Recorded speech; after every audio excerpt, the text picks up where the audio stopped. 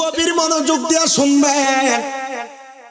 আমি আপনাদের জ্ঞাতার্থে বলার চেষ্টা করছি, বুঝেন। শুধু পীর অলিরে সম্মান করা না, আপনার পীর অলির এলাকার কোন মানুষ আসলে বড় বড় আউলিয়ারা বুজুর্গরা তারারেও সম্মান করত। জুনায়েদ বাগদাদির নাম শুনছেননি? অলিরা কি ছোট না বড়? জুনায়েদ বাগদাদির কাছে এক আওলাদের রাসূল এসেছে। ঘটনা বেশি বড় করবো না, ছোট শর্টকাটে কইতেছি। আওলাদের রাসূল এসে, আওলাদের রাসূল আসছে, শরীরটা একবার পাতলা। জুনায়েদ বাগদাদি ওই এলাকার মানুষদেরকে নিয়ে কত সুন্দর চলাফেরা করে। তো ওই জায়গায় শরীরে শক্তিওয়ালা কুস্তিওয়ালা মানুষ ছিলেন, বড় জোরওয়ালা। কুস্তি খেলা হয়নি এলাকায়, খুব জোরওয়ালা। তো জুনায়েদ বাগদাদির সাথে লাগছে। জুনায়েদ বাগদাদি প্রথম মারে ওনারা হারায় ফেলছে, দ্বিতীয় মারে হারায় ফেলছে। তখন উনি ডাক দিয়ে কয়, জুনায়েদ, আমি একজন আওলাদের রাসূল। মারহাবা কন্যা। আমি কি রাসূল? আওলাদের রাসূল। আমার পেটে খুব ক্ষুধা, আমার পরিবার অভাব অনটনে আছে। তুমি যদি আমার হারায়া দাও, আমি এখানে অর্থটা পাবো না। তবে যদি আমি এখানে জিতা যাই, যে অর্থ পাবো এটা দিয়া আমি আমার এলাকার আমার পরিবারকে চালাইতে পারবো। জুনায়েদ বাগদাদি নিজে নিজে লম্বা হয়ে শুয়ে গেছে।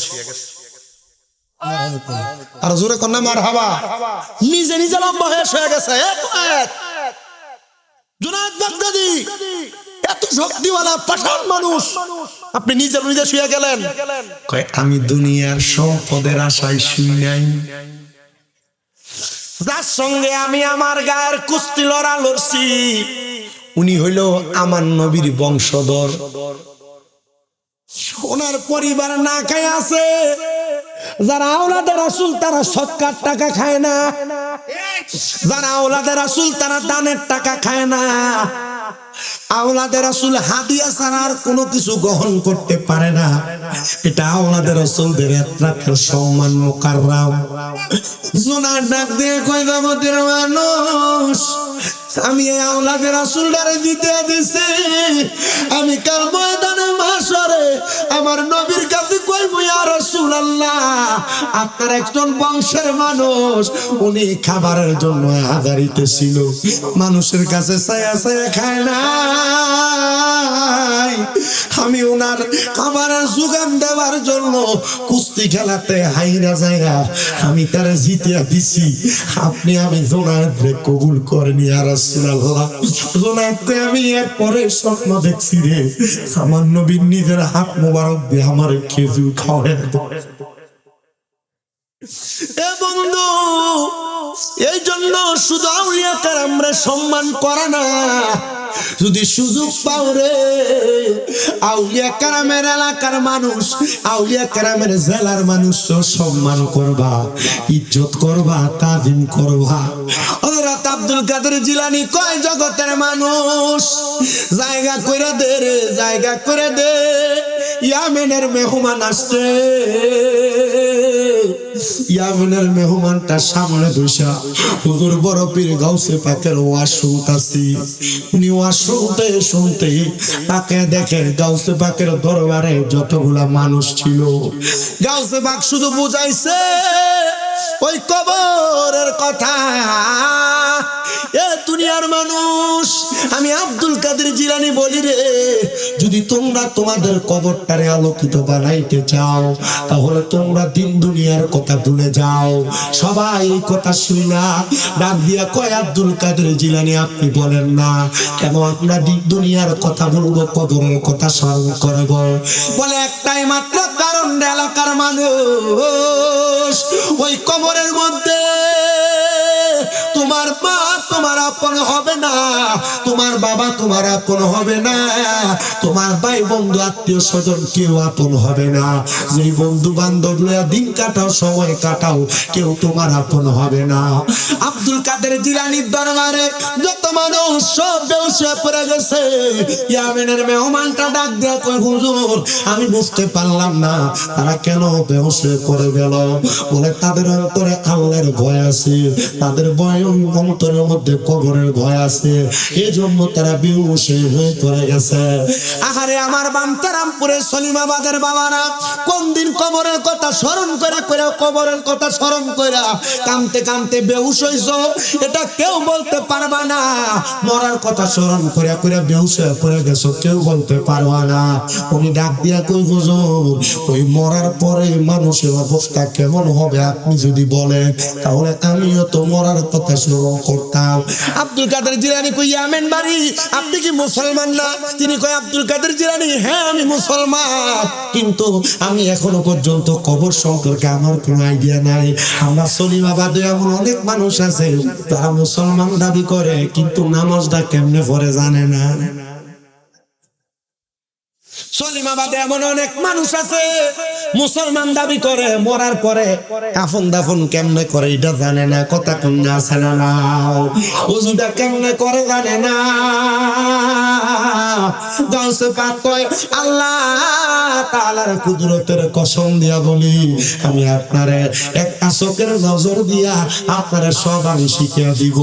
সাথে সাথে হুজুর বড় পীর গাউসে পাক আব্দুল কাদের জিলানী উনারে এমন একটা বেলায়েতের বিট নজর দিছে, উনি সাথে সাথে ডাক দিয়ে কই, হুজুর আমার শরীরটা কেমন জানি কাঁপতেছে, আমার শরীরের মধ্যে একটা ঘাম ঘাম ভাব হয়ে গেছে। ডাক দিয়ে কই, হুজুর আমার একটু সময়ের জন্য আমাকে সুযোগ দেন, আমার অজু ছুটে গেছে, আমি অজু করতে চাই। গাউসে পাকের দরবারে সব মানুষ বেহুশ থেকে দাঁড়ায় গেছে, কিন্তু ওই মানুষগুলারে সামনে দিয়ে ওভারটেক করে যায় না, দেয়া যায় না। আমরা এলাকার এমন অনেক মুসল্লি আছে জুমার দিনে সবার পরে মসজিদে যায়, কিন্তু পুরা 3-4-5 কাতার টেল্লা টেল্লা সামনের কাতার যায়। আপনারা কোন এমন মুসল্লি আছেন? আছে না? মসজিদের ভিতরে 3-4-5 কাতার ঠেলা সামনে উনি ডাক দিয়া কয়, বড় পীর আব্দুল কাদের জিলানী, আমি বিয়াদবি করতে পারবো না গো, আপনি আমারে এখান থেকে আমার ওযু করার ব্যবস্থা করে দেন। আমি আপনি আব্দুল কাদের জিলানীর মজলিসে বেহুজু বসতে পারবো না। কথা শুই না, গাউসে পাক আব্দুল কাদের জিলানী উনার চাদরটা খুইলা উনার মাথার উপরে দিয়ে দিলেন, আর বলেন, আপনি জায়গায় বৈশা আলমাদা দিয়া গাউসে পাক আলমাদা দিয়া গাউসে পাক আলমাদা দিয়া গাউসে পাক আলমাদাত। উনি 3 বার এই দোয়াটা পড়লেন, আর একবার পড়লেন সূরা ফাতিহা, 3 বার পড়লেন সূরা ইখলাস। উনি সেখান থেকে হঠাৎ করে উধাও হয়ে গেলেন।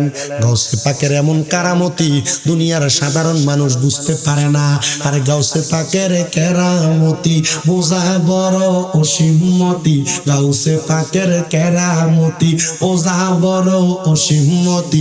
সরকে ধরে কুতুবে বানাই বাগদাদের মাথায়, রমন কান্দিস না আর গাছ তোলাই।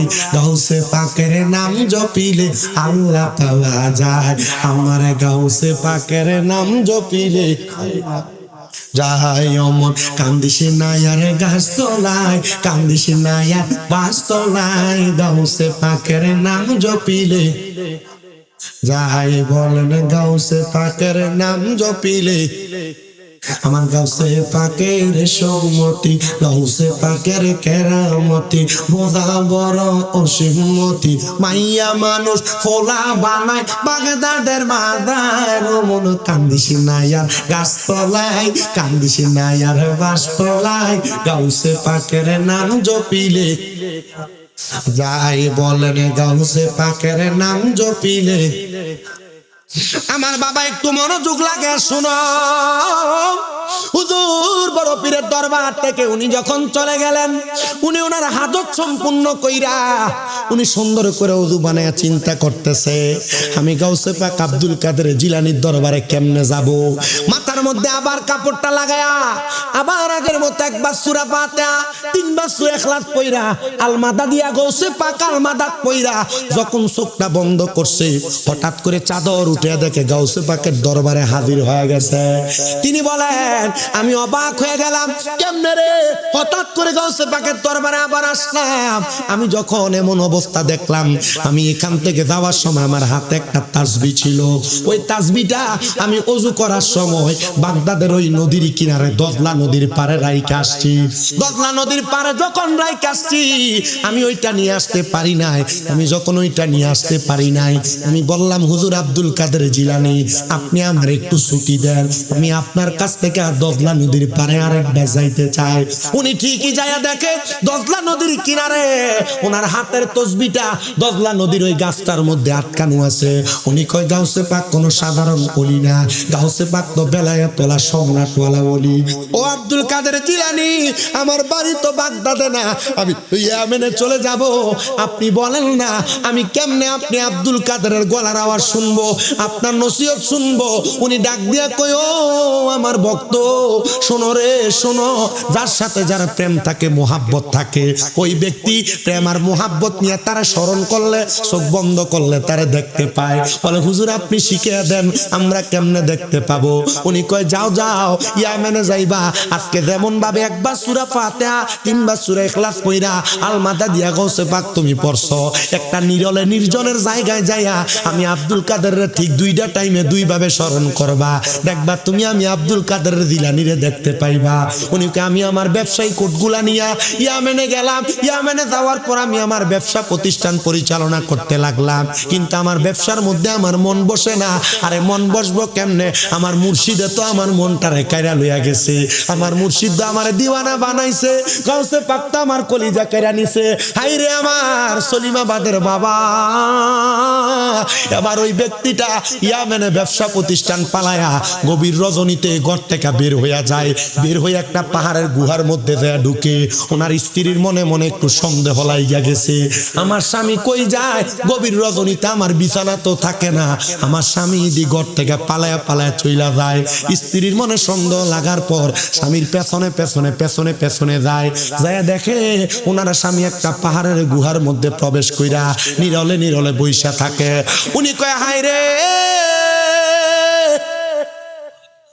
দুনিয়ার সব মানুষ রাত্রে ঘুমায়, আমার স্বামী দি বাগদাদ থেকে ব্যবসা করে আসার পরে, আমার স্বামী দি বাগদাদ থেকে ব্যবসা করে আসার পরে আর ঘুমায় না। আল্লাহর কসম রে, তরিকতের আগুন যার কলমে লাগবে ওই ব্যক্তি রাত্রে ঘুমায় না, মুরাকাবা কইরা নবীর সঙ্গে কথা কয়। তরিকতের আগুন কলমে লাগতইব। উনি ডাক দিয়া কয় জগতের মানুষ, আমার স্বামীরে দেখতাম রাত্র বেলা বের হইয়া যায়, আমি একদিন দুই দিন দেখলাম, তৃতীয় দিন আমি আমার স্বামী যখন বের হয় সামনে দাঁড়াইছি, হে আমার স্বামী আপনি জবাব দেন, পাহাড়ের গুহায় একা একা কি করেন? স্বামী কয় তুমি আমার এটা দেখছো? বলে হ। স্ত্রী রে, আমি এমন একজন পীরের সন্ধান পাইছি, এমন একজন মুর্শিদের সন্ধান পাইছি, আমি যার গলার আওয়াজ না শুনলে এখন আর আমার ভালো লাগে না, আমার আর মনটার মধ্যে শান্তি লাগে না। ওই হুজুর বড় পীর আব্দুল কাদের জিলানী কইছে, যদি আমি ওনার কথা শুনতে চাই, আমি যেন একটা নিরল জায়গাতে যাইয়া আমি যেন ওনারে স্মরণ করলে ওনার কথা শোনা যাইব। ও স্বামী, আজকে 2 দিন যে আপনি সে জায়গায় বৈশা থাকেন, আপনি কি ওনার কথার আওয়াজ শুনতে পান? কয় শুধু শুনতে পাই না রে, শুনতে পাই না, আমি ওনারে আমার চোখটা বন্ধ করলো দেখতে পাই, আমি আমার চোখটা বন্ধ করলো ওনারে দেখতে পাই। বলে কি বলেন? উনি থাকে বাগদাদে, আপনি থাকেন ইয়েমেনে, আপনি কেমনে ওনারে দেখতে পান? কয় আমি কেমনে দেখতে পাই জানো? আমার গাউসে পাকের চোখের সাথে চোখ লাগার কারণে, মুর্শিদের বুকের সাথে বুক লাগার কারণে আমার বেলায়েতের চোখটা খুইলা গেছে। আমি এখন বিশ্বাস করি, আমি ওনার দিকে তাকায়া মুখটারে আর অন্তরটারে মদিনার দিকে মোতাজ্জু কইরা দিলে আমার আল্লাহ তাআলা ওনার মাধ্যমে আমারে দেখায় দেয়। কেমনে দেখেন একবার বলেন। বলে আমি ওই গুহার ভিতরে যাইয়া আমার চাইরদিক দিয়ে একটা গোল করে দাগা কি দাগটা আইকা সেখানে বইসা একবার সূরা ফাতিহা পড়ি আর তিনবার সূরা ইখলাস করে আমি আমার ডাইনে বামে ফুৎকার দিই। দেওয়ার সাথে সাথে আমি দেখি আমি আর এই জায়গাতে নাই। গাউসে পাক যে জায়গায় বক্তব্য দেয় আমি সেই জায়গায় বসা। গাউসে পাক যে হালতে থাকে আমি সেই হালতে থাকি। গাউসে পাক যে কথা বলে আমি আমার কান দিয়া সেই কথা শুনি। পর্দার অন্তরালের মা ওই মহিলা ডাক দিয়ে কয়, স্বামী গো আপনি কি একা একা এমন একজন বুজুর্গ করে দেখবেন? আমি স্ত্রী রেখি দেখাইতেন না, আপনি ওনারে কেন দেখেন? বলে আল্লাহর ওলি চেহারা দিকে চাইলে গুনাহ মাফ হয়, আল্লাহর ওলির কথা শুনলে হেদায়েত হয়, এই জন্য আমি আল্লাহর ওলির দিকে তাকাই। স্ত্রী, স্বামী গো আমারও তো মন চায় আব্দুল কাদের জিলানীরে দেখতাম, আমারও তো মন চায় ওনার কথা শুনতাম। বলে স্ত্রী, আসো আসো আসো, আমি আজকে আমার মুরাকাবার মধ্যে আমি তোমারও দেখে দিই। একসাথে দুজন আল্লাহ তাআলার কাছে যখন দোয়া করলেন সাথে সাথে তিনিও গাউসে পাকের আওয়াজ শুনতে পাইলেন। একদিন, দুই দিন, তিন দিন যাওয়ার পরে এবার হঠাৎ করে ওই গাউসে পাকের বারাত, গাউসে পাকের ভক্ত ইয়ামেনের ওই ব্যবসায়ীটা দুনিয়া থেকে বিদায় হয়ে গেছে। এলাকার মানুষ কয়, হাই রে তিনি যে বিদায় হয়ে গেল, ওনার বিদায়ের পরে আমাদের মনটা কেমন জানি করে। উনি বিদায় হওয়ার পরে এখন কবরে কেমন আছে আমরা তো কেউ জানি না। ওনার সন্তানেরাও বলে, আমার আব্বা যে মরণের আগে এত বড় একজন অলির সন্তান পায়া মরছে, আমরা তো আমার আব্বা জানরে দেখতে বড় মন চাই। আপনারা বলেন, আপনাদের যাদের মা বাবা কবরে, আপনারা কেউ মা বাপরে একবার দেখতেন মন চায় না? বড় আদর কইরা, বড় যত্ন কইরা আমরা মানুষ কইরা মা বাপ কবরে চলে গেছে। আমরা দেখতে মন চায় কিন্তু আমরা দেখতে পাই না, ঠিক না? অনেক মন চায়। কেমন আছে তারা কবরে এটাও আমরা জানি না, কি হালতে আছে এটাও আমরা জানি না।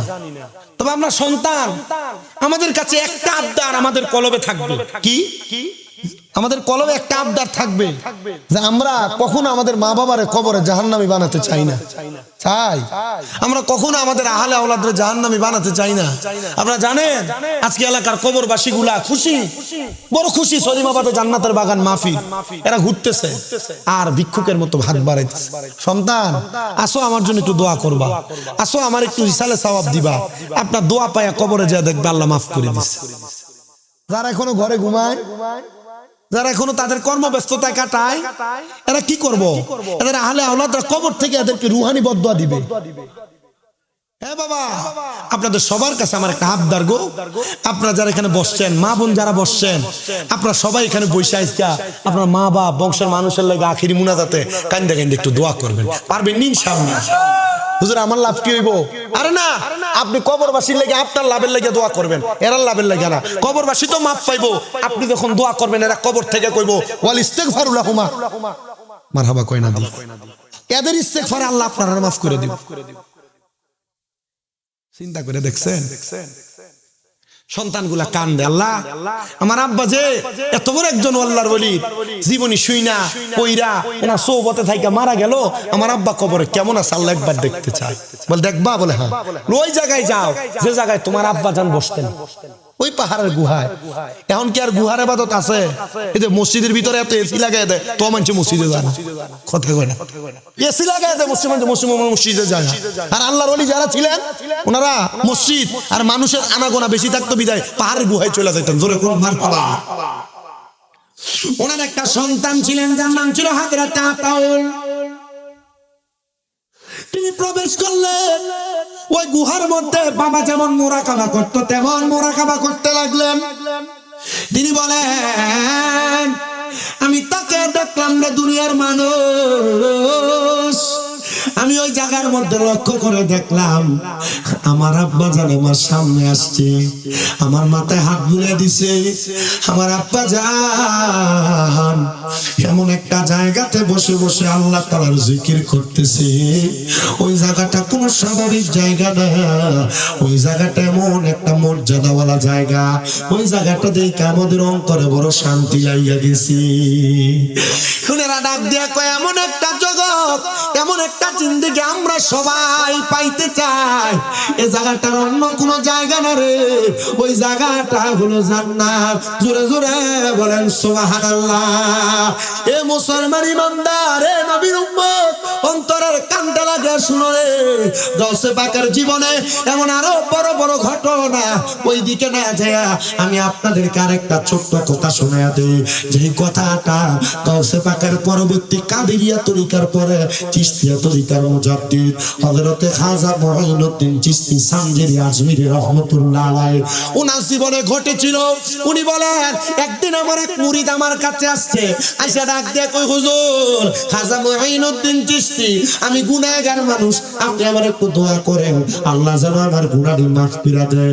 আমরা কত গুনাহ করছি, আমার গুনার খবর কেউ জানে না, আপনারা কোন আমার আল্লাহ জানে কি জানে না।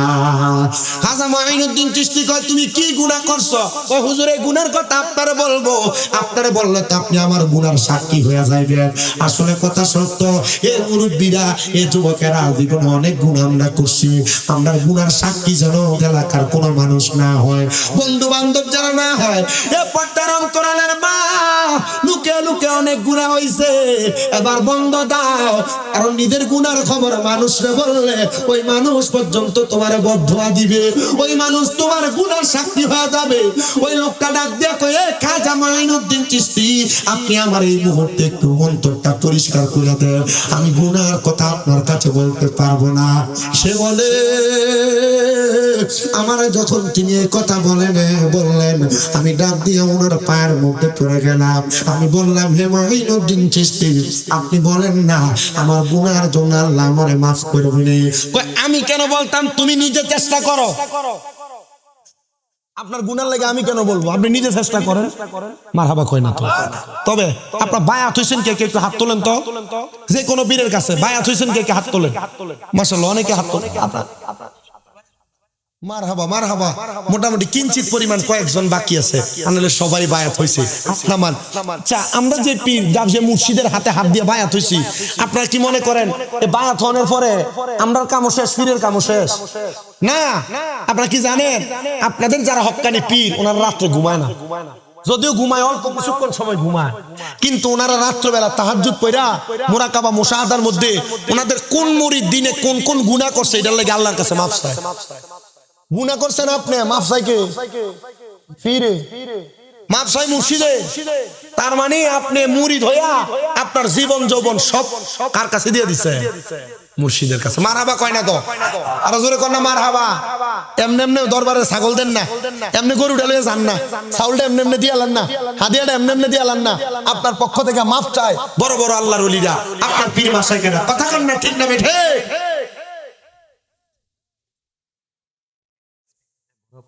আচ্ছা আচ্ছা ঠিক আছে, বুঝছি।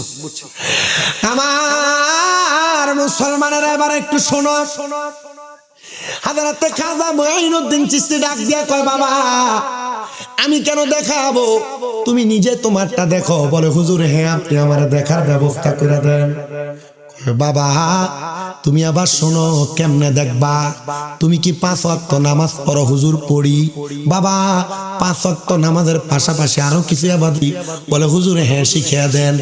এই যে এটা একটা সাজারা শরীফ। কি শরীফ? এটার ভিতরে আপনি উল্টায়াম একটু শেষের দিকেও যদি যান দেখবেন এটার ভিতরে আসরের নামাজের পরে, মাগরিবের নামাজের পরে, এশারের নামাজের পরে, ফজরের নামাজের পরে, যোহরের নামাজের পরে কোন মুরিদ কেমনে আমল করবে এগুলা সুন্দর করে সবক আকারে দেওয়া। হুজুর কারণটা কি? এটা দেওয়া কেন? যেন মুরিদেরা তাদের অন্তরটারে পরিষ্কার রাখতে পারে। কথা কন্যার সুবহানাল্লাহ। হ্যাঁ মুসলমান ইমানদার, উনি ডাক দিয়ে কয় বাবা আমি তোমার একটা মাত্র আমল দিলাম। হুজুর কোন আমল? বলে তুমি এখন থেকে মাগরিবের নামাজ আদায় করবা। কয় রাকাত? কি 6 রাকাত? মাগরিবের না কইছি, আও বিন্নি কইছি। মারহাবা কয় না? ওই যে বিয়ের কাহিনী হয়ে গেছে, মায়ের জীবনও নামাজ পড়ছে না, মায়ের সাইতে হয়েছে, ঠিক আছে মা ফজর নামাজ কয় রাকাত, মায় আগে কইছে মা গো ফজর নামাজের উত্তর তো দিতে পারতাম না, নামাজ কয় তো জানি না, কই ইশারা দিয়ে তোরে যা কমু তুই তা হই কইবি। ঠিক আছে মা ফজর নামাজ কয় রাকাত, মায়ের মা ফট্টার আনতে দিয়েছেন, মায়া বুঝছো না দেখে আরেকবার জিজ্ঞেস তো বেড়ি যে এমনি 2-3 বার লারা দিছে, মায়া মনে করছে 2-3 বার ওই, মায়া ক 3-4 12 রাকাত।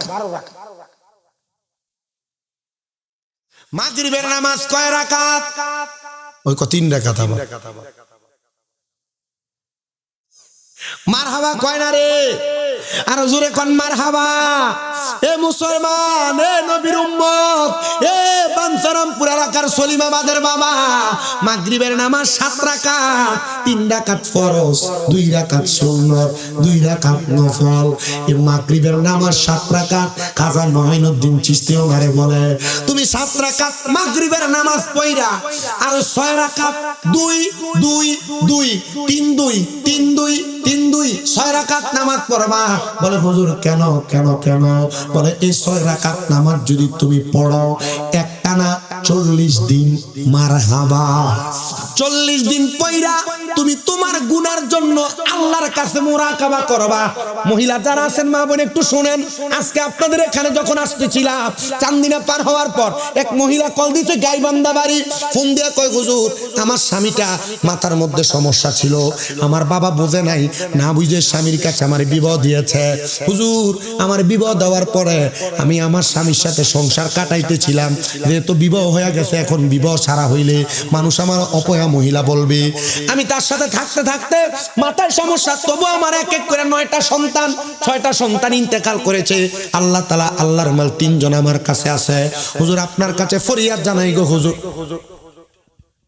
তোমার যদি ক্ষমতা থাকে আমি লড়লে চললে সাউন্ড টাইম না নিব এই ব্যবস্থা করে।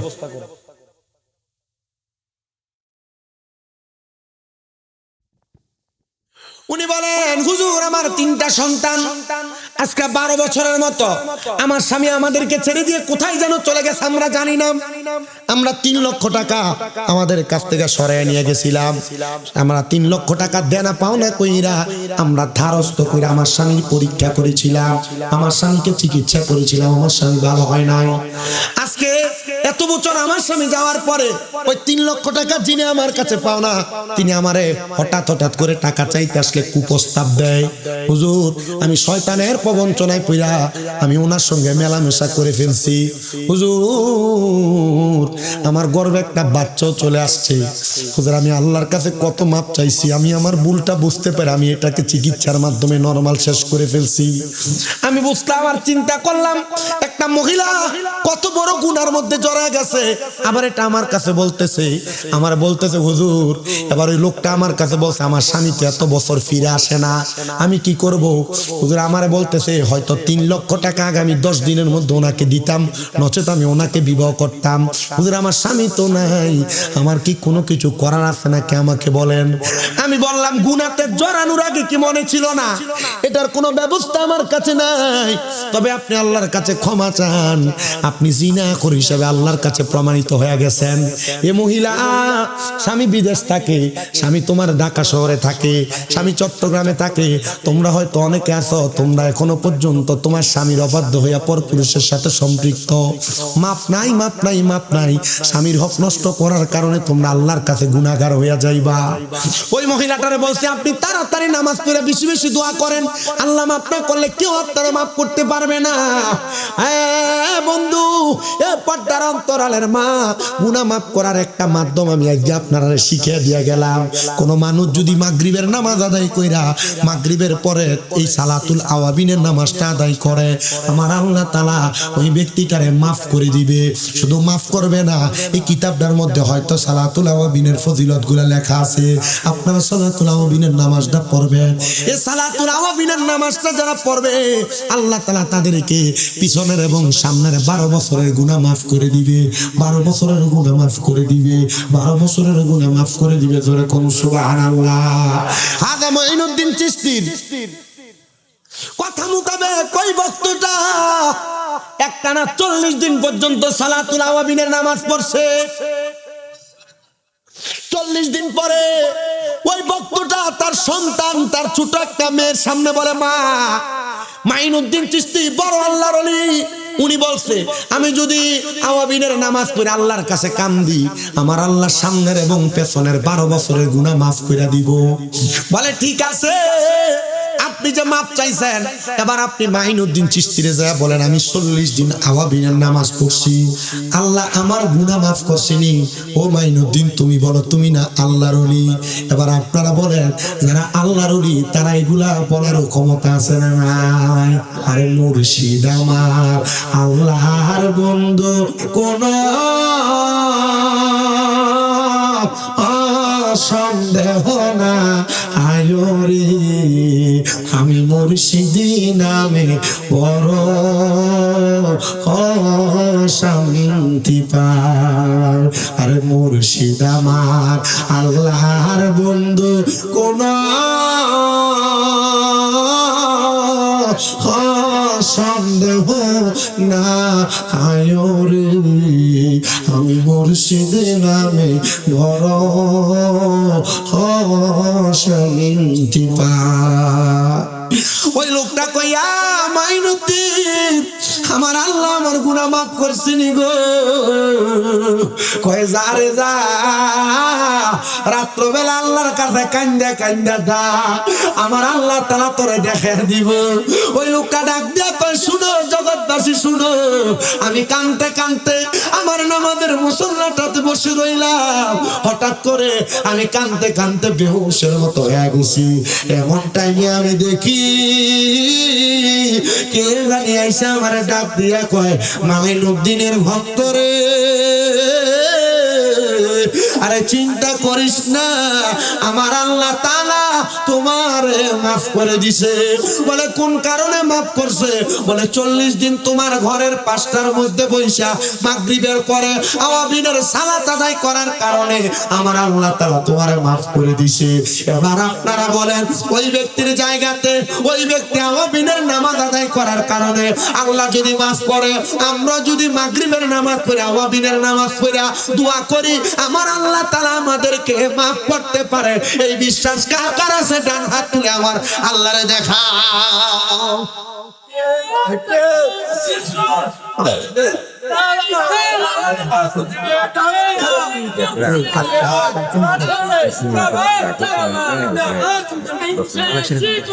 জিন্দাবাদ জিন্দাবাদ, জোরে বলেন মারহাবা। এ বাবা একটু অন্তরের কানটা লাগে শুনো, এ কাদিরিয়া তাহিরিয়া সাবিরিয়া কাসিয়া সুন্নিয়া হাফিজিয়া মাদ্রাসায় প্রত্যেকদিন মাগরিবের নামাজের পরে, মাদ্রাসা হুজুর কোনটা? হুজুর মাগরিবের পরে আপনার ছাত্রদেরকে সূরা হাসরের শেষ 3 আয়াত পড়াননি? পড়ায় আমার মাদ্রাসায়। আমার ছাত্র যারা আছে মাগরিবের পরে সূরা ওয়াকিয়া পড়ে। মারহাবা কন্যা, আপনারা অবাক হইবেন আর দোয়া করবেন আমার লাগা। গত পরশুদিন একসাথে আমার মাদ্রাসা 5 ছেলে কোরআনের হেফজ শেষ করছে। মারহাবা কোন মারহাবা। এর মধ্যে একটা ছেলে আছে নরসিংদী মনোহরদি বাড়ি, একটা ছেলে বাড়ি নরসিংদী মনোহরদি, ওই ছেলেটা 7 মাসে কোরআন হেফজ শেষ করছে। আপনি চিন্তা করে দেখছেন? আমি আল্লাহর কাছে শুকরিয়া আদায় করে 2 রাকাত নামাজ পড়ছি। আল্লাহ আমার জীবনের সবচেয়ে বড় সফলতা, আমি তো কিছু করতে পারছি না, আমি মাদ্রাসা করছি। আল্লাহ এই মাদ্রাসা দিয়া আমার পোলাপান্ডি হাফেজ হইছে। আল্লাহ আপনি এটার উসিলা আমার পোলাপান্ডিও মাফ করেন, আমারও মাফ করেন। আল্লাহ পারেনি, আল্লাহ পারেনি, এই বিশ্বাস আছে অন্তরে। এই সাবিরিয়া আক্কাসিয়া মাদ্রাসার ছাত্ররা আপনাদের জন্য দোয়া করবে, আপনাদেরকে দোয়া করবে। এরা দোয়া করা লাগবে না, আপনাদের নাম নিয়ে কথা বলা লাগবে না যে আমারে অমুকে দিছে, আমারে পড়াইছে। এদের দোয়া রুহানি দোয়া আপনাদের কাছে চলে যাবে। জোরে কোন সুবহানাল্লাহ। আরেকটু মনোযোগ লাগে শুনেন। এবার আমি আপনাদেরকে আরেকটা কথা বলার চেষ্টা করি। বনু কুরাইজা গোত্রের এক মহিলা আমার নবীর দরবারে আগমন করলেন। আয়েশা কই ইয়া রাসূলুল্লাহ, আমার মাটা মরে গেছে নবী। মা মারা গেলে মনে কষ্ট বেশি না? ও নবী আমার মা মারা গেছে। নবী গো আমার মা মারা যাওয়ার সময় জবানটা বুবার মতো হয়ে গেছে। এমন অনেক মানুষ আছে না?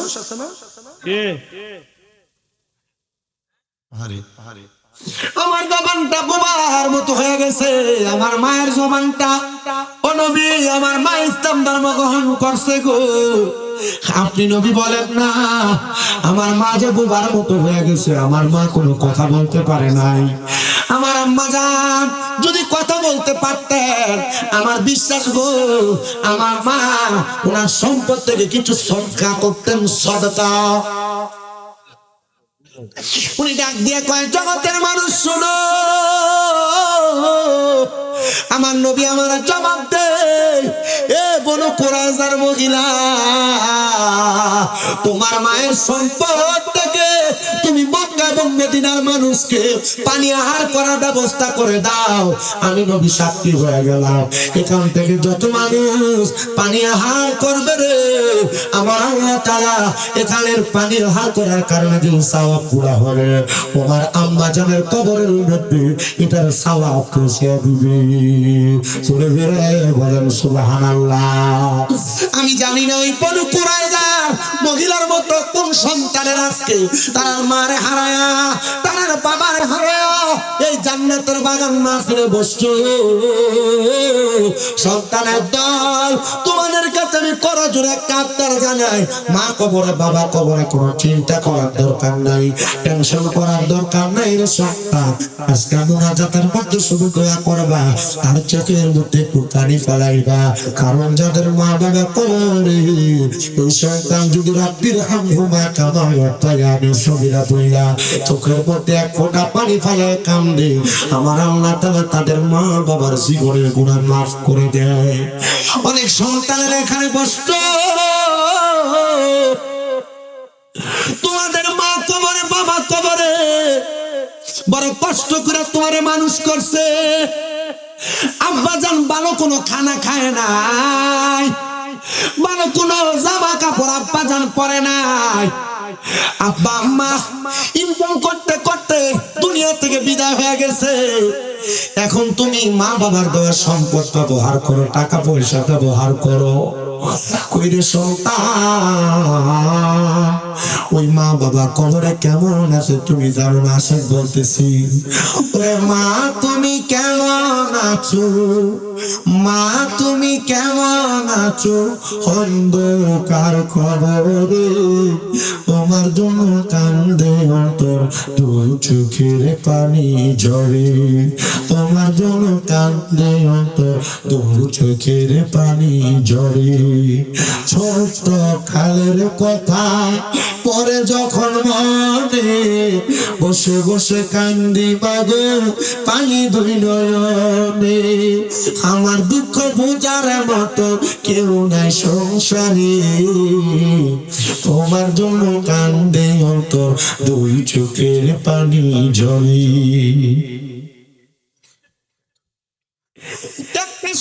যখন ছোট থাকে মা বাপ নিজের রক্তরে পানি বানিয়ে সন্তানের মানুষ বানায়। চিন্তা করে দেখো রে, এই সলিমাবাদ এলাকার পদ্মার অন্তরালের মা,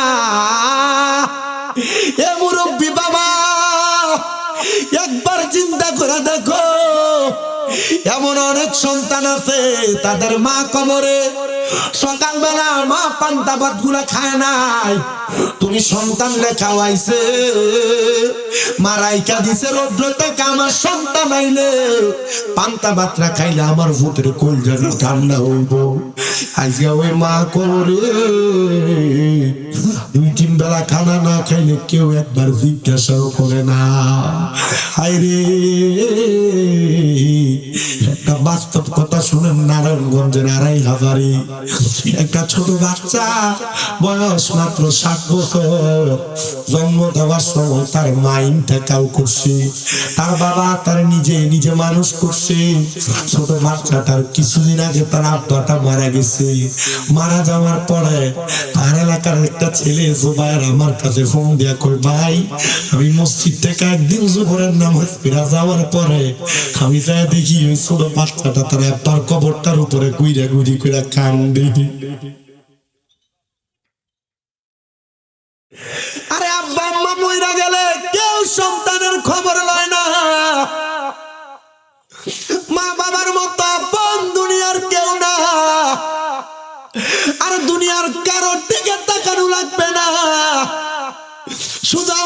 দিকে তাকাও, আজকে 7 মাসের উপরে আমার মা অসুস্থ ঘরে পড়ে রয়েছে। আগে মাহফিল থেকে গেলে দৌড়ে দৌড়ে আমার জন্য ঘরের দরজা খুলতো, ফল কাইটা আমার টেবিলের উপর রাইখা দিত। আমি ঘরে আসলে ঘুমন্ত অবস্থায় যে আমার মাথায় হাত দিয়া দিয়া দেখতো। এখন জ্বর হইলেও মার সামনে প্রকাশ করি না। আমার মা যে অসুস্থ পড়া রইছে, আমার এখন চাইতে পারতো না, টেনশন করব। এখনো যায় দেখি আমার মা ল্যাংড়া ল্যাংড়া আমার টেবিলটার উপরে আমার জন্য আপেল আনার নিয়ে রাইখা দেয়। আমি আল্লাহর দরবারে নামাজ পড়া পড়া কত কয়, আল্লাহ এই মারে অসুস্থ বানায় বুঝি তুমি আপনার পরীক্ষা করতেছ। আমার মাটা অসুস্থ হওয়ার পরে আত্মীয় স্বজনের মধ্যে কারা আমাদেরকে ভালোবাসে মোহাব্বত করে আমরা চিন্তা গেছি। মা জননীর মতো কেউ খবর নেয় না।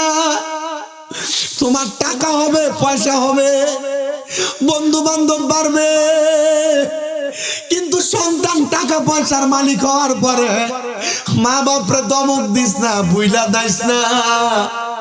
কারণ তোর টাকা পয়সা যে হইছে, মা বাপ রাত্রবেলা নামাজ পড়া পড়া দোয়া করার কারণে আল্লাহ তোর সম্পদ দিছে। হে পর্দার অন্তরালের মা, তোমরা কে জানি গো, তোমরা মা বাপরে হারায়া হাজার সলিমাবাদের সাবিরি আকাশিয়া মাদ্রাসার মাহফিলে বসত।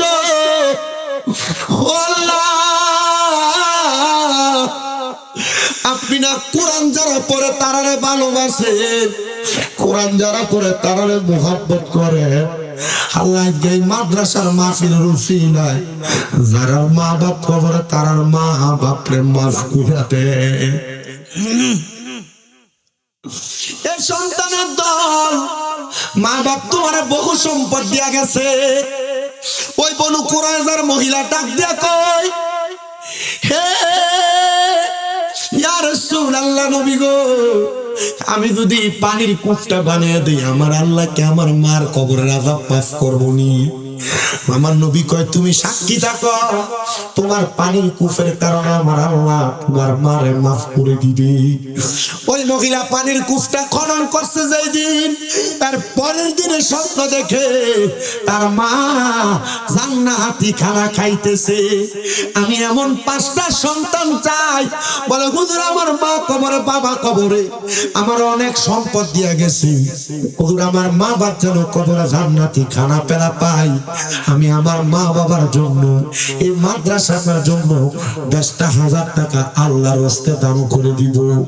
বলে হুজুর, আমি এর চাইতে বেশি সম্পদের মালিক, কি বলেন? 20,000, 30,000, 50,000 টাকা আমি মাদ্রাসার জন্য। বড় বোন দিবে 10 বস্তা সিমেন্ট। মারহাবা। বড় ভাইয়ের নাম নাকি? নাজমুল ভাই।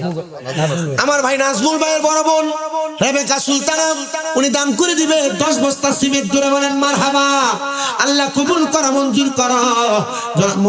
আল্লাহ রেবেকা খাতুন যে আশা করে 10 বস্তা সিমেন্ট দান করবে, আল্লাহ তাআলার হাদিয়া সোনার মক্কা মদিনার ছায়া দাও, কামাইয়ের দিকে বরকত দাও। আল্লাহ পরিবারের উপর তোমার রহমতের ছায়া দান করে দাও। আল্লাহ রেবেকা খাতুন যে আশা করে দান করে, আল্লাহ দানটারে তুমি কবুল কইরা আল্লাহ ওনারে তুমি মক্কা মদিনার মেহমান বানাও।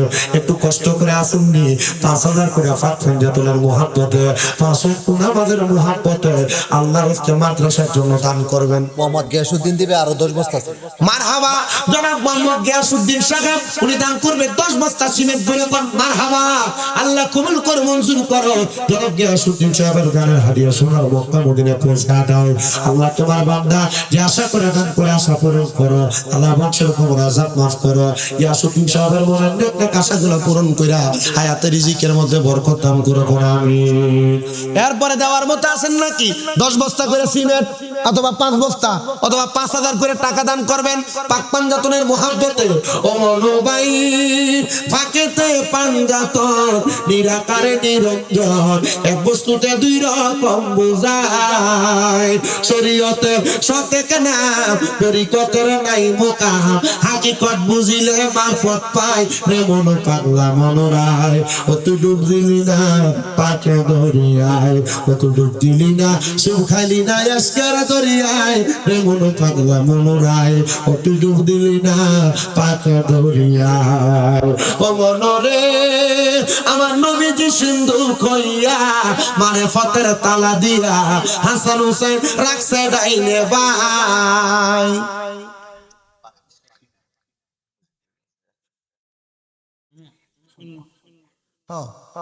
কি বলছে মারহাবা জনাব ভারতের মুসলমানেরা উঠতে পেয়েছে একটা বাবরি মসজিদ বানাইবো। একদিনে এক লোকে দান করছে 80 কোটি টাকা। মারহাবা কর মারহাবা। আহারে এই বাবরি মসজিদের প্রতি ভারতের মুসলমানের কত মায়া কত প্রেম। আমি ভিডিওর মধ্যে দেখলাম মানুষ মাথার মধ্যে করে একটা দুইটা 5টা করে ইট মাথা করে এটা দিতেছে। টাকা দিতে দিতে এমন দেওয়া দিছে 10টা বস্তার মধ্যে 10টা টাঙ্কের মধ্যে নাকি 73,53,527 টাকা উঠছে। চিন্তা করে দেখেন বাবরি মসজিদের হিন্দুদের দেশ, এটা কি মুসলমানের দেশ নাকি? ভারত এটা হিন্দুদের দেশ। ওই দেশের ভিতরে সংখ্যালঘু মুসলমানেরা একদিনে যদি একজনেই যদি 80 কোটি টাকা দান করতে পারে আর 10টা বাক্সের ভিতরে যদি 75,53,000 টাকা থাকতে পারে, এই সাফিরিয়া মাদ্রাসার কান্দাদের 3 মাস 5 মাস পরে ধরবো। আপনাদের মধ্যে কি এমন কোনো মানুষ নাই হুজুর আমি আমার মা বাবার সন্তান, মা বাবা পয়সা থাকলে আমি আমার মা বাবার যদি প্রতি মাসে 1000 টাকার খাওয়ান করে দিতাম, আমার পরামর্শ 12,000 টাকা লাগবে, আমি মাদ্রাসার জন্য আমার মা বাবার মুহাব্বত করে আমি 5,000 টাকা দান করতাম। আসেনি 5,000 দান করুন, 5,000 অথবা 5টা বস্তা সিমেন্ট দান করবেন। রব্বান মিয়া মারহাবা করবো কারবালার সামগাবো একটু মহাব্বতে জিকির করেন।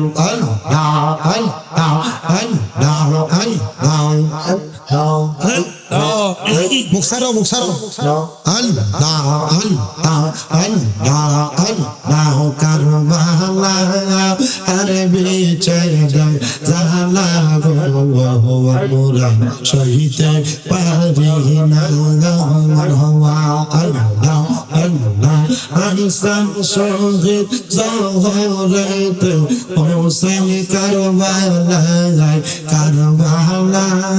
আর বিচার জালা গোরা সহিতে পারি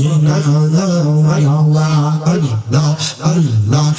আমার বাইনি আইবরে পুরাতের পানি লইয়া সর্বান দক্ষিণী কান্দে মন্ত পানে বইয়া আমার বাইনি আইবরে আল্লাহ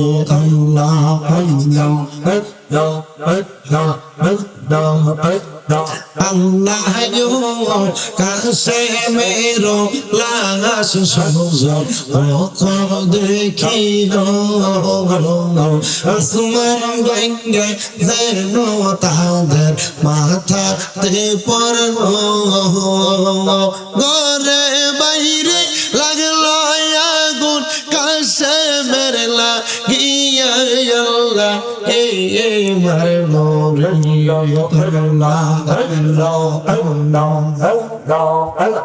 লা ইলাহা ইল্লাল্লাহু মুহাম্মাদুর রাসূলুল্লাহ সাল্লাল্লাহু আলাইহি ওয়াসাল্লাম। সেক্রেটারি সাহেব আপনার কোনো বক্তব্য আছে? শেষ দোয়া। আল্লাহুম্মা আমিন আল্লাহুম্মা আমিন আলহামদুলিল্লাহি রাব্বিল আলামিন আসসালাতু ওয়াসসালামু আলা রাসূলিহিল কারীম রব্বানা যালামনা আনফুসানা ওয়া ইন লাম তাগফির লানা ওয়া তারহামনা লানাকুনান্না মিনাল খাসিরিন। ও দয়াল আল্লাহ একটু রহমতের নজর করে তাকে দেখেন গো আল্লাহ। আল্লাহ আওলাদ রাসূলের কলিজার সংগঠন আঞ্জুমানে রহমানিয়া আহমদিয়া সুন্নিয়া ঢাকা শাখার কর্তৃক পরিচালিত কাদেরিয়া তাহিয়া সাবিরিয়া কাফিয়া সুন্নিয়া হাফিজিয়া মাদ্রাসা তিনজুর উদ্যোগী দ্বিতীয় বাৎসরিক ইসলামী সুন্নি মহাসম্মেলন সামিয়া এই এলাকার আলেম সমাজ দাড়ি পাকা মুরব্বী বাবা যুবক নজওয়ান ভাইয়েরা ছোট ছোট মাসুম বাচ্চারা পর্দার অন্তরালের মা বোনেরা আল্লাহ বিশেষ করে সোশ্যাল মিডিয়ার মাধ্যমে দেশ বিদেশের ভাই বাবারা মা বোনেরা তুমি আল্লাহর সহিংসায় পাক দরবারে এই মাদ্রাসার আখিরি মুনাজাতের মধ্যে সলিমাবাদ উত্তরপাড়া প্রাথমিক বিদ্যালয় মাঠে হাত বাড়াইয়া দিছি আমরা যারা হাত তোমার দরবারে মায়া লাগে প্রসন্ন হয় ওই হাতের উসিলায় আমরা সবার জীবনের গুনাহ তুমি আল্লাহ ক্ষমা করে দাও মাবুদ ও দয়াল আল্লাহ গরিয়া তোমার দরবারে আমরা যারা হাত বাড়াইলাম আমাদের মধ্যে অনেকে আছে যাদের জগতের মধ্যে আব্বা নাই আম্মা নাই আজকের মুনাজাতের হাদিয়া আকে নামদার তাজদারে মদিনা হুজুর নূর মুহাম্মদ মুস্তাফা আহমদ মুস্তাফা সাল্লাল্লাহু আলাইহি ওয়াসাল্লামের রওজা কবুল করে নাও বাবা আদম আলাইহিস সালাতু ওয়াস সালাম থেকে আদমের মুনাজাত পর্যন্ত যত নবী রাসূল সাহাবায়ে কেরাম তাবিঈন তাবিঈন খুলাফায়ে রাশিদিন সরকার সলিহিন মুজাবানু কাবা আব্দুল্লাহ খিয়া সহ হুজুর বরপীর গৌসে পাক আব্দুল কাদের জিলানী আতে রাসূল হিন্দের ওলি খাজা গরিবে নওয়াজ দরবার বাহুতি নকশবন্দি মুজাদ্দিদ আল-ফিসানি সাহেব শাসির কুটের দরবারেও কাহম শাসির কুটের দরবার তো হচ্ছে রহমাতুল্লাহ আলাইহি দরবার সহ সকল তরিকতের ইমাম মাযহাবের ইমামদের দরবারে আমাদের মুনাজাতের হাদিয়া কবুল আর মঞ্জুর করে নাও মাবুদ কে জানি হাত বাড়াইছে কার জানি জগতের মধ্যে আব্বা নাই আল্লাহ রাতের আব্বা কবরে আব্বার কবর জান্নাতের বাগান বানায়া দাও আল্লাহ কে জানি হাত বাড়াইছে কার জানি জগতে মা নাই আরে মা যে মারে মা কয়া ডাকলে কুলি যারা ঘুম চোখ ঠান্ডা হয়ে যায় যে মায়ের দিকে একটু জোরে তাকাইলে কবুল হজর সাও হয়ে যায় এমন মা যাদের অন্তকার কবরে আল্লাহ আমার কবর জান্নাতের বাগান বানায়া দাও মরিয়া গিয়াছেন আল্লাহ আল্লাহ যারার মা মাফ করিয়া দেন না গো আল্লাহ পায়ে মরে আল্লাহ আমায় আব্বা আসজারা আল্লাহ অন্ধকার বরে তাদেরকে রাই কেন গো আপনার মায়ার ডরি আল্লাহ কার জানি মা নাই কার জানি বাবা নাই আম্মা আব্বার পক্ষ থেকে মাফ চাই আম্মা আব্বারে তুমি মাফ করে দাও যাদের মা বাবা বেঁচে আছে গো আম্মা আব্বার হায়াতে বরকত দান করে দাও আল্লাহ এ কাদেরিয়া তাহিরিয়া সাবিয়া আক্কাসিয়া সুন্নিয়া হাফিজিয়া মাদ্রাসা তিনখানার জন্য 1 লাখ টাকা থেকে শুরু করে 50,000 50,000-এর পরে 10,000 5,000 2,000 3,000 1,000 যারা যারা দান করছে আল্লাহ সিমেন্ট দিছে বালি দিছে গত বছর অনেকে দান করছে বছর দান করছে আগামী 3 মাস 4 মাস পরে কাজ ধরবে আল্লাহ তাদের কাজগুলোর মধ্যে প্রত্যেকের দানগুলো দিয়া শরীর টাকার তৌফিক দান করে দাও আল্লাহ সভাপতি মহোদয় দোয়া চাইছে সেক্রেটারি মহোদয় দোয়া চাইছে আল্লাহ তুমি তো জানো তারা কোন আশা নিয়ে দোয়া চায় অনেকে দান করে দোয়া চাইছে মা বাবার জন্য দোয়া চাইছে সন্তান অসুস্থ দোয়া চাইছে সরকার বিপদে আছে দোয়া চাইছে আল্লাহ অনেকের সন্তান প্রবাসে থাকে তার জন্য দোয়া চাইছে আল্লাহ প্রত্যেকের দোয়াগুলো কবুল আর মঞ্জুর করে নাও ও আল্লাহ ফরিয়াদ তোমার দরবারে সেক্রেটারি মহোদয় সন্তানটার জন্য দোয়া চাইছে সন্তানকে মাফ করে দাও আমার মনির হোসেন সাহেব ওনার বাবার জন্য দোয়া চাইছে আমারে কবুল করে নাও আমার কালো মিউনার মা বাবা ওনার সন্তানের জন্য দোয়া চাইছে কবুল করে নাও আমার গিয়াসউদ্দিন ওনার মা বাবার জন্য দোয়া চাইছে দোয়া কবুল করে নাও ও আল্লাহ এক বস্তা সিমেন্ট একটা ইট দিও যারা যারা মাদ্রাসাটা বানায় সহযোগিতা করবো আল্লাহ তুমি তাদের সম্পত্তি মান সম্মানের দায়িত্ব নাও আল্লাহ তুমি তাদের সব কিছুর সম্মান বাড়াইয়া দাও ও দয়াল পর্দার অন্তরালের আমার মা বোনেরা অনেকগুলা টাকা পয়সা দান করছে, আবার করবে নিয়ত করছে। আল্লাহ তাদের প্রত্যেকের দানগুলা তুমি কবুল ও মঞ্জুর করে নাও। আবার অনেক প্রবাসী ভাইরা দোয়া চায়, আল্লাহ আমার প্রবাসীদের খাদ্য দোয়াগুলো কবুল ও মঞ্জুর করে নাও। এলাকার প্রত্যেকের ব্যবসা বাণিজ্য কাজকর্মে চাকরি বাকরিতে বরকত দাও। তারা পড়ালেখা করে বিদ্যা বুদ্ধি বাড়ায় দাও। মানে সম্মান ইজ্জতে জিন্দেগি নসিব করে দাও আল্লাহ। মরণ দিবা দুঃখ নাই, তবে বেঈমান বানায় মরণ দিও না। মরণের আগে বারবার মক্কা মদিনা তাওয়াফ জিয়ারত নসিব করাইও আল্লাহ। নবীদের নূরানি চেহারা মোবারক দেখাইও। মদিনা না দেখা যদি মারা যায়, মরার পরে রুহুটা মদিনা মদিনা কইয়া কানবো। মনে বড় আশা ছিল যাব মদিন, মনে বড় আশা ছিল যাব মদিন। মক্কাওয়ালা মদিনাওয়ালা আমায় তুমি দেখা দাও, মনে বড় আশা ছিল যাব মদিনায়। আল্লাহ মরণের আগে নবীজির নূরানি চেহারা মুবারক দেখতে দেখতে আমাদের প্রত্যেকের হক্কানি রব্বানি পীর মাশায়েখের জবানের সাথে জবান মিলাইয়া পড়ায়া দিয়েন লা ইলাহা ইল্লাল্লাহু মুহাম্মাদুর রাসূলুল্লাহ সাল্লাল্লাহু